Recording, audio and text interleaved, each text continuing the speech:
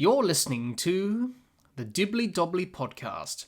Remember to like, share, comment, subscribe, and click the bell to make sure you get the latest episodes of the podcast.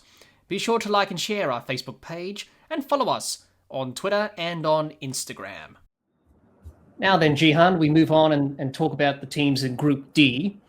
Afghanistan, New Zealand, South Africa, Canada, the UAE. Now let's talk about Afghanistan to begin Group D, Jihan. And they had a pretty good T20 World Cup 2 years ago. They made it to the semi-finals for the first time. And they created a bit of history there. They lost to South Africa in that final. It was a pretty dominant performance by South Africa. They won by 9 wickets. But they had a pretty good win against Australia in the Super 8s with their spinners doing well there. They won that game by 21 runs in the Super 8s. They should do well in India and Sri Lanka, given the conditions.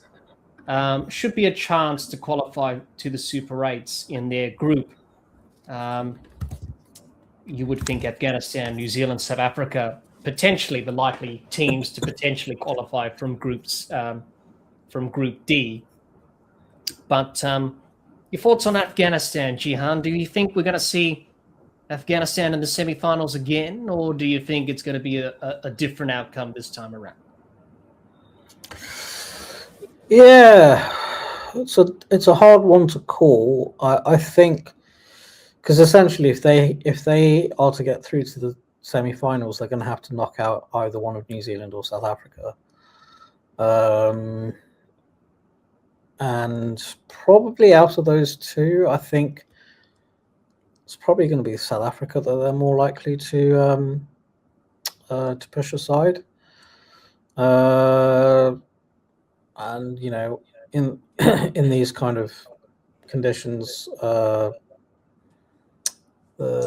slow, low turning wickets with all those spinners they have, and they're decent players to spin as well. There's always going to be a chance.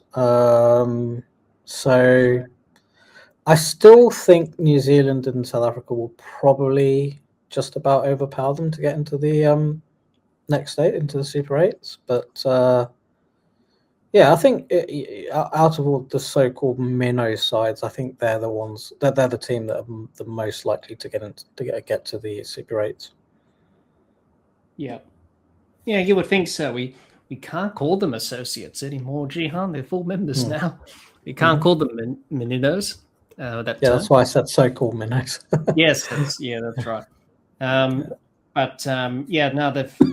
they're not the underdogs anymore, Afghanistan. They've really improved, obviously. We've seen that in the 50-over World Cup as well, 3 years ago in India, where they won against England and they nearly pulled off that victory against Australia. But if it wasn't for Glenn Maxwell on one leg, or basically no legs, making that extraordinary double century, it would have been a historic win there. But they're more than capable of succeeding. They've got a lot of players who have done well in T20 cricket all around the world, really. And I suppose, really, the two formats that they play a lot is obviously T20 cricket and 50-over cricket. They don't play much Test cricket, as we know.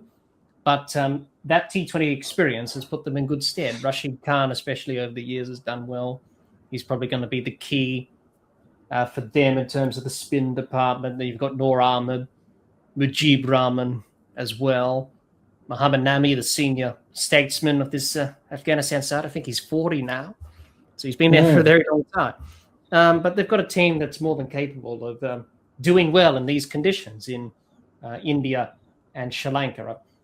Obviously, for Afghanistan, they pretty much play all their games in India. So they should be able to push for qualification. It depends what happens against New Zealand and South Africa. You would think they should beat Canada and the UAE. It's just either New Zealand or South Africa is probably going to be the two games where they need to win probably at least one of them to qualify potentially and put pressure on the other two teams. It'll be interesting to see what they can do, Afghanistan, in this T20 World Cup.